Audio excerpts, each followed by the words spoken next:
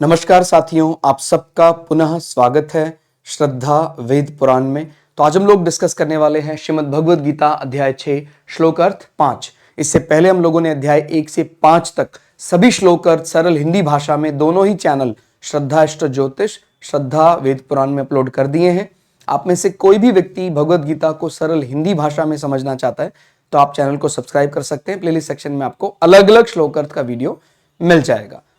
तो आज के श्लोक अर्थ में भगवान श्री कृष्ण अर्जुन को समझाते हुए कहते हैं कि अपने द्वारा अपना संसार समुद्र से उद्धार करें और अपने को अधोगति में ना डालें, क्योंकि यह मनुष्य आप ही तो अपना मित्र है और आप ही अपना शत्रु है। बहुत बड़ी बात भगवान ने यहां कही कि चाहे आपके जीवन में आप कितने ही बड़े ज्ञानवान परिवार में पैदा हुए हैं, आपके पिता, माता, गुरु सब बहुत बड़े ज्ञानी हैं, लेकिन अगर आपके मन में कुछ ऐसा अहम जाग जाता है कि मैं तो बहुत ज्ञानियों के परिवार में पैदा हुआ हूं, तो मेरे लिए मुक्ति या मेरे लिए शरीरी को समझना सरल हो जाएगा, ऐसा नहीं।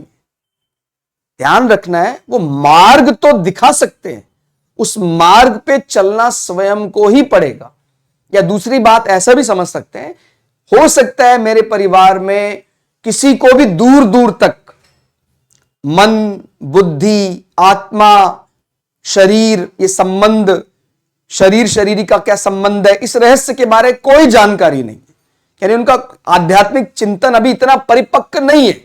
हो सकता है मेरे जानकारों में दूर दूर तक कोई ऐसा नहीं है, फिर भी मुझे मुक्ति, मुझे शांति, परम शांति, परमानंद, परमात्मा प्राप्त हो सकता है, क्योंकि उसके लिए मुझे किसी की मदद की आवश्यकता नहीं है।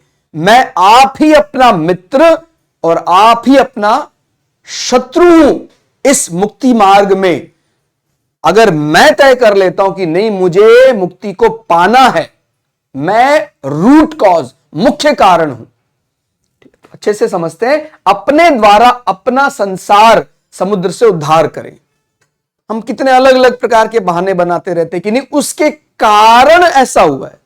आप अच्छे से विचार करके देखिए, अगर हमने जीवन में कुछ ऐसा पाप या पुण्य कमाया है, ध्यान रखिए, सामने वाला उसको आप इस प्रकार से शामिल कर ही नहीं सकते कि उसके कारण मुझे पाप का भागी बनना पड़ा। ये ध्यान रखना है।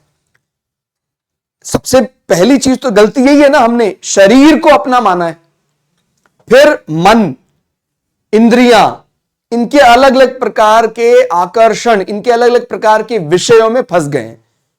तो ये जो पहली गलती है, इसके बाद फिर सारी गलतियां होनी शुरू हो जाती हैं।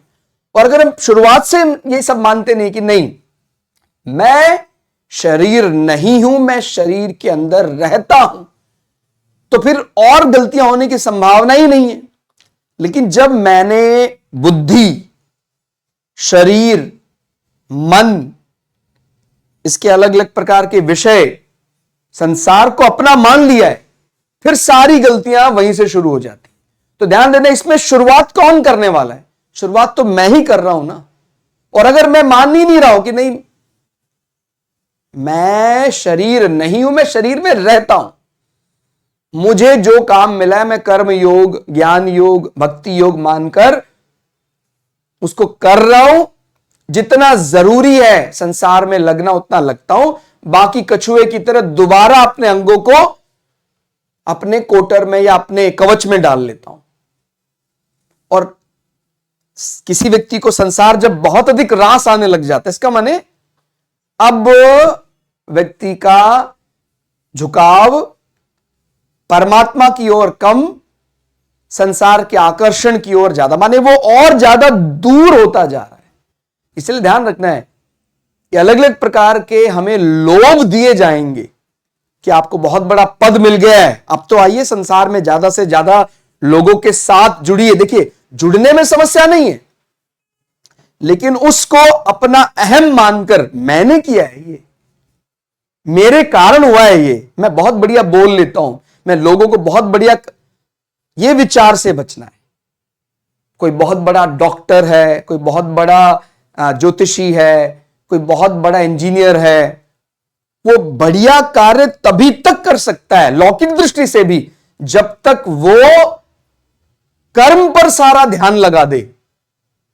कर्म का फल मुझे मिलेगा, कैसा मिलेगा, इस पर अगर फोकस करने लग जाएगा तो फिर वो बढ़िया कर्म कर ही नहीं पाएगा। अब मैं, दंभ, मेरा परिवार, इन सबको ज्यादा सम्मान मिलना चाहिए, मैं बहुत ज्ञानी हूं, इस प्रकार का विचार आने लग जाएगा तो फिर तो संसार माया जाल में वो और ज्यादा फंसता ही चला जाएगा। तो तय कौन कर रहा है, रूट कॉज कौन है? मैं। इसलिए अपने आप को बहुत ही संकोच से, प्रभु हम तो आए हैं, संसार की हर वस्तु संसार की उसी को समर्पित करना है, मेरा कुछ नहीं है, जरूरत के अनुसार मेरा अन्न पार्जन के लिए जो चीजें मुझे मिलती है मैं अपने जरूरत के हिसाब से अपने लिए उपयोग करता हूं और बाकी सेवा रूप में संसार में लगा देता हूं। तो जब इस प्रकार से जिया जाता है तो व्यक्ति के मन में अहम दबा रहता है, और जब व्यक्ति अच्छा मेरा अपमान कर दिया, अब मैं नहीं छोड़ूं, अभी मैं बताता हूं, तो ये विचार जब मन में समा जाता है, व्यक्ति का कहीं कोई भला नहीं कर सकता, चाहे वो कितने बड़े बड़े ज्ञानी संतों को जानता है। आपने जरूर पढ़ा होगा महाभारत में भी वही गुरु अर्जुन को मिले और वही गुरु दुर्योधन को मिले। गुरु तो बराबर दोनों को रास्ता दिखा रहे हैं, लेकिन चलना तो अपने को पड़ेगा। तो यहां भगवान क्या कह रहे हैं? अपने द्वारा अपना संसार समुद्र से उद्धार करें। तो सबसे पहले अच्छे विचार कर लें, ये जो दोषारोपण करने वाली जो शैली है इसको बदलें। उसके कारण, इसके कारण, अच्छा उसके कारण, बुरा उसके कारण, ऐसा नहीं। अगर मैं किसी मार्ग पे चलने लगा हूं, अच्छा या बुरा ये सब मैंने तय किया है और उसको बड़ी विनम्रता से स्वीकार करना है। मैंने बहुत अच्छा कर दिया तो भी मैं अपने अहम को बढ़ाने लग जाऊं, मैंने बुरा कर दिया तो मैंने नहीं किया उसने करवाया है, यह भी अपने अहम को बढ़ाना है। ठीक हो गया? और अपने को अधोगति में ना डालें। जो बड़ा मुश्किल से दुर्लभ मनुष्य शरीर मिला है, उससे क्या और नीचे जाने वाले हैं क्या? और निम्न श्रेणी में जाने वाले हैं क्या? इसलिए ध्यान रखना है, विचार करना है बार बार कि अगर मैंने कोई गलत निर्णय ले लिया तो फिर ये मनुष्य योनि पता नहीं मिले ना मिले, कब मिले, क्योंकि यह मनुष्य आप ही तो अपना मित्र है और आप ही अपना शत्रु है। थोड़ा और सरल करने का प्रयास करते हैं। जो अपने हैं, अपने में अभी हैं और यहां है, ऐसे परमात्मा की प्राप्ति के लिए, जो अपने माने परमात्मा, परमपिता परमेश्वर, उसकी प्राप्ति के लिए हमें शरीर, इंद्रियां, मन, बुद्धि की आवश्यकता नहीं है। ध्यान रखना है, परमात्मा को जानने के लिए संसार का कोई मदद वैसा कर नहीं सकता है। जड़ चेतना को जानने में कैसे मदद कर सकता है? ठीक हो गया? तो अपने को ध्यान रखना है, मदद यही है कि जड़ के साथ जो हमारा संबंध है, उस संबंध को यदि हम प्रसुप्त कर दें, समाप्त कर दें, तो बस फिर हम चेतना है, फिर हम जान गए। तो ये ध्यान रखना है कि जो अपने हैं उनकी प्राप्ति के लिए शरीर, इंद्रिय, मन, बुद्धि की कोई आवश्यकता नहीं है। कारण की असत के द्वारा, माने ये तो सब असत है, बदलता रहता है। बौद्धिक रूप से मैं आज अच्छा हूं, कल बुरा बन गया, मेरा बौद्धिक स्तर कमजोर है, फिर बढ़ गया, तो ये तो असत जो सदा बदलता रहता है, वो सत्य हो ही नहीं सकता है। कारण की असत के द्वारा सत की प्राप्ति नहीं होती, प्रत्युत असत के त्याग से ही सत की प्राप्ति होती है। तो आपको ये जो बुद्धि का अहंकार है, मन का आकर्षण है, इंद्रियां हैं, ये समाप्त करने पर ही हम सत्य या परमात्मा को जान पाएंगे, अपने वास्तविक स्वरूप को समझ पाएंगे। और मनुष्य आप ही अपना बंधु है, अपने सिवाय और कोई बंधु है ही नहीं। अतः स्वयं को किसी की जरूरत नहीं है। कई बार अपने को लगता है कि अपने को परमात्मा के लिए उनकी जरूरत है। देखिए, प्रारब्ध अनुसार यदि कोई कृपा कर दे तो कृपा का मतलब मैंने मार्ग दिखा सकते हैं वो, लेकिन उस कृपा में भी आपकी भूमिका सबसे ज्यादा है। जैसे मैंने बताया, बड़े बड़े गुरु अलग अलग युगों में हुए, लेकिन उस गुरु को वैसी श्रद्धा देने वाला तो व्यक्ति ही था, तभी उस गुरु से उसको वैसा ज्ञान मिल पाया। आप गुरु हैं, माने आपके सामने गुरु है और आप गुरु को वैसा सम्मान ही नहीं दे पा रहे, आपके मन में कोई श्रद्धा ही नहीं है गुरु वाक्य के लिए, आप कदापि वो ज्ञान सीख ही नहीं सकते हैं। इसलिए ध्यान रखना है, कौन तय कर रहा है, ये स्वयं को तय करना है। ठीक हो गया। अतः स्वयं को किसी की जरूरत नहीं है। इसको अपना उद्धार करने के लिए कोई सांसारिक योग्यता की भी जरूरत नहीं कि भाई मैं बहुत सर्टिफाइड हूं, मैं पीएचडी हूं तो मैं शरीरी को बड़ी अच्छी तरह समझ पाऊंगा। हो सकता है मेरे पास कोई सांसारिक योग्यता नहीं है, फिर भी मैं शरीर और शरीरी का अंतर किसी बहुत ज्यादा सांसारिक दृष्टि से क्वालिफाइड आदमी जो है उससे भी ज्यादा बेहतर तरीके से कम समय में सीख पाया। ठीक हो गया। तो किसी सांसारिक योग्यता की कोई आवश्यकता नहीं है। शरीर, इंद्रिय, मन, बुद्धि आदि की जरूरत नहीं है। किसी वस्तु, व्यक्ति, परिस्थिति आदि की जरूरत नहीं है। तात्पर्य यह है कि प्रकृति पदार्थ इनके साधक या बाधक नहीं हो सकते। ठीक हो गया। वो कैसे बाधक हो सकता है, उसको दोषारोपण करना भी ठीक नहीं है। रूट कॉज कौन बन रहा है, हमारी उन विषयों के प्रति आसक्ति ही रूट कॉज बन रही है। अगर आप आकर्षण ही नहीं देंगे संसार को, संसार के प्रति आपका कोई मोह ही नहीं है, तो संसार कहां रोकने वाला है। रूट कॉज हम ही हैं, हमने शुरुआत की है। ठीक हो गया। तो ये बोल रहे हैं कि ये साधक या बाधक नहीं है, ये स्वयं ही अपना उद्धार कर सकता, माने मनुष्य स्वयं ही अपना उद्धार कर सकता है। इसीलिए यह स्वयं ही अपना बंधु है। हमारा उत्थान या पतन दूसरा नहीं करता, तो इसलिए दूसरों को दोषारोपण नहीं करना है। शुरुआत ही हमने की है, हमने ही सबको अपना अपना माना। अब मैं जवान हो गया हूं, अब मैं ये बन गया हूं, मैं वो बन गया हूं। कौन कह रहा है, हम। इसलिए ध्यान रखना है, हमारा उत्थान या पतन दूसरा नहीं करता है। जीव खुद ही गुणों का या अवगुणों का संग करके अपना जन्म मरण स्वयं निर्धारित करता है। अगर मैं जन्म जन्मांतर के चक्कर से मुक्त होना चाहता हूं तो मुझे जो कर्म करना है वो अकर्म समझकर, इस प्रकार अकर्म की परिभाषा हम पुराने वीडियो में आपको मिल जाएगी। यानी जो कर्म करना है वो उसका फल अपने लिए नहीं समझना। अच्छा बुरा तेरा तुझको अर्पण, क्या लागे मेरा। तो उसका ना तो पाप होगा ना पुण्य होगा। और जब पाप और पुण्य कुछ होगा ही नहीं तो फिर काहे का नर्क, काहे का स्वर्ग। तो स्वर्ग और नर्क अपने आप मिट जाएगा। और जब स्वर्ग और नर्क मिट जाएंगे, जब ये विभेद बुद्धि समाप्त हो जाएगी, तो फिर हम मुक्ति के अधिकारी हो जाएंगे। ठीक हो गया। भगवान, संत, महात्मा आदि के रहते मन में ये शंका जाग सकती है, जैसे मैंने बताया कि किसी की आवश्यकता नहीं, तो मतलब क्या ये व्यर्थ है, इतने बड़े बड़े साधु संत महात्मा। तो यहां बात अच्छे से समझनी है।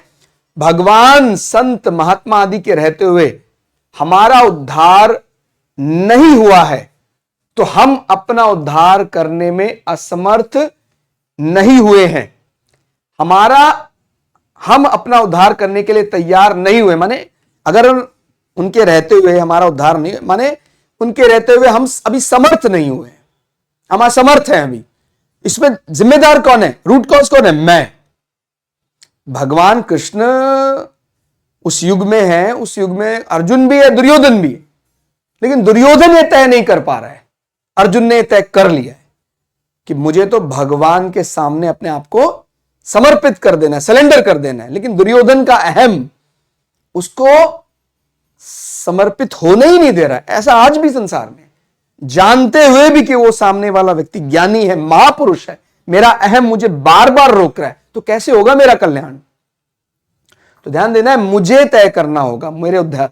ये सब मिलकर भी हमारा उद्धार करने में समर्थ नहीं हुए यदि मैं ही तैयार नहीं हो रहा हूं। अगर हम अपना उद्धार करने के लिए तैयार हो जाएं, सम्मुख हो जाएं, तो मनुष्य जन्म जैसी सामग्री और कलयुग जैसा मौका हमें फिर दोबारा कहां प्राप्त होगा। ठीक हो गया। तो ये एक प्रकार के शरीर को यंत्र की तरह देखना है जब हम जागरण के लिए बैठते हैं, कुंडली जागरण के लिए, तो शरीर में अलग एक प्रकार जो हम सप्त शक्ति चक्र ऐसा देखते हैं, तो ये एक डिवाइस की तरह देखना है। वो एक जैसे टेक्निकल वे होता है, तरीका होता है सैटेलाइट को लॉन्च करने का, ऐसे ही हमें अपने माने शरीर एक प्रकार का लॉन्चिंग व्हीकल है। इस लॉन्चिंग व्हीकल के जरिए ही हम वो आत्मा के साथ संपर्क स्थापित कर सकते हैं। तो हम जब बैठते हैं ध्यान के लिए और मूलाधार चक्र से सहस्त्रार्ध तक पहुंचने का ऐसा विचार बनाते हैं, शांत होकर ध्यान करते हैं, तो उसके लिए शरीर, वो डिवाइस तो चाहिए ना। तो इसलिए हमें भगवान का धन्यवाद करते हुए कि मनुष्य जैसी सामग्री और कलयुग जैसा मौका, कलयुग में कई प्रकार के प्रोटोकॉल, मानक प्रक्रियाएं थोड़ी सरल हो जाती हैं। सतयुग में आपको पता है और ज्यादा नियमों का पालन करना होगा। भाई अगर आप सतयुग में ऐसा वन में जाकर साधना करेंगे, आराधना करेंगे, उसका जो फल मिल रहा है, आज आप कहीं भी सत्संग कर रहे हैं कलयुग में, आपको फल आसानी से मिल जाएगा। तो इसलिए मन में विचार रखना है कि भगवान ईश्वर की आज्ञा से युग बदल रहे हैं। भगवान की आज्ञा अगर नहीं है तो क्या कलयुग आ सकता है? क्या नहीं आ सकता है। इसलिए आपको जहां भी मौका मिलता है भगवान के सत्संग में लगे रहिए। शरीर वो यंत्र रूप में इस्तेमाल करें, फिर दोबारा कहां पर, तो हम ही को अच्छे से समझ लें, तो इसी युग में हमारा उद्धार हो जाएगा। तो ठीक हो गया। तो हमें किसी और को नहीं समझना है, हमें अपने आप को ही समझना है। हमारा ये शरीर यंत्र, इसी को समझ लें। जागरण, कुंडलिनी जागरण, इसको समझ लेंगे तो धीरे धीरे मुक्ति के नजदीक लग जाएंगे, पहुंच जाएंगे। वास्तविक दृष्टि से देखें तो भगवान अभी विद्यमान है, गुरु भी विद्यमान है, तत्व ज्ञान भी विद्यमान है, और अपने में योग्यता, सामर्थ्य भी विद्यमान है, सब कुछ मौजूद है। फिर संकट क्या है, समस्या क्या है? केवल नाशवान सुख की आसक्ति से ही उनके प्रकट होने में बाधा लग रही है। कहता भगवान विष्णु कहां है, दिखा मुझे, मैं देखना चाहता हूं। अरे भैया, पहले तूने अपने आवरण जो लगा रखा है मोह का, आसक्ति का, उस आवरण को तो हटा। आवरण हटते वो तो है ही, वहां दिखाई देने लग जाएंगे। कहता है तेरे अंदर शक्ति, तो दिखा भगवान को। अरे कहता भैया शक्ति, इसके लिए शक्ति चाहिए ही नहीं, तो अपनी आसक्ति हटा देना। वही वह है, वो वही खड़े हैं, वो प्रकट नहीं होगा, वो दिखने लग जाएगा। वो तो पहले से ही प्रकट है, सत्य को आने की जरूरत नहीं है। जाता असत्य है, सत्य तो पहले से ही मौजूद है। हमारे अंदर ना जाने कितने हमने अलग अलग प्रकार के आसक्तियां पाली हुई हैं, वो किसी और ने नहीं तय किया है, मैंने तय किया है। और जैसे ही वो आसक्तियां, दोष, इंद्रिय आकर्षण, अहम समाप्त हो जाएगा, वो प्रकट नहीं होगा, वो तो पहले से ही मौजूद है, दिखाई देने लग जाएगा। ठीक हो गया। तो केवल नाशवान सुख की आसक्ति से ही उनके प्रकट होने में बाधा लग रही है। नाशवान सुख की आसक्ति मिटाने की जिम्मेदारी किस पर है? किसी और पर नहीं है, साधक पर है, मुझ पर है, क्योंकि उसी ने आसक्ति बनाई है, बनाई भी तो मैंने ही। तो बहुत ही अच्छे तरीके से भगवान ने छठे अध्याय के 5वें श्लोक अर्थ में बात समझाई। किसी की जरूरत नहीं है, आप बहुत बड़े परिवार में पैदा हुए, आप बहुत निम्न परिवार में पैदा हुए, आप बौद्धिक दृष्टि से ज्ञानवान मान रहे किसी को, बौद्धिक दृष्टि से कोई अपने आप को अज्ञानी मान रहा है, कहते हैं इन सबकी जरूरत ही नहीं है। क्योंकि संसार के विषय, संसार के नाशवान विषय से उस चेतना को कैसे समझा जा सकता है? तो अपने द्वारा अपना संसार समुद्र से उद्धार करें और अपने को अधोगति में ना डालें और निम्न श्रेणी में ना जाएं। जितना अहम को बढ़ाएंगे, जितना आसक्ति को बढ़ाएंगे, आप और ज्यादा निम्न श्रेणी में जाने शुरू हो जाएंगे। क्योंकि यह मनुष्य आप ही अपना मित्र है और आप ही अपना, तो कब मित्रता की तरह वो काम कर रहा है? जब वो धीरे धीरे मुक्ति को समझ रहा है। और कब शत्रु की तरह काम कर रहा है? जो समझा था वो स्तर भी वो गंवा रहा है, नीचे वो अहंकार उसके अंदर अभी और बढ़ गया, मद में वो चूर हो गया। तो धीरे धीरे फिर वो अपने शत्रु की तरह ही बर्ताव करने लग जाता है। तो हम किसी पर दोषारोपण नहीं कर सकते उसके कारण। अरे भाई, तू अगर रूट कॉज को खत्म कर देता, तू ही तो माने बैठा है मैं, अच्छा मैं, मेरा शरीर, मेरे लोग, मेरा इंद्रिय आकर्षण, मन, उसके बाद ही सब शुरू हुआ है। और अगर हम रूट कॉज को ही समाप्त कर दे कि नहीं मैं शरीर में रहता हूं, मैं मेरे मन का मन हूं और वही परमात्मा है, वो शुद्ध चेतना है, तो जब इस प्रकार से सोचने लग जाते तो आगे वाले सारे दोष अपने आप ही समाप्त हो जाएंगे। आगे दोष तो तब आएंगे ना जब मैं अपने शरीर के साथ बहुत ज्यादा जुड़ाव महसूस करूंगा। मैं शरीर के साथ जुड़ाव महसूस ही नहीं करता हूं, फिर वो व्यक्ति धीरे धीरे जड़ता से चेतना की ओर जाना शुरू हो जाता है। और जब वो जड़ता से चेतना को जाता है, इसका माने वो परम शांति, परम पद, परमात्मा को समझ लेता है। तो आज के लिए इतना ही।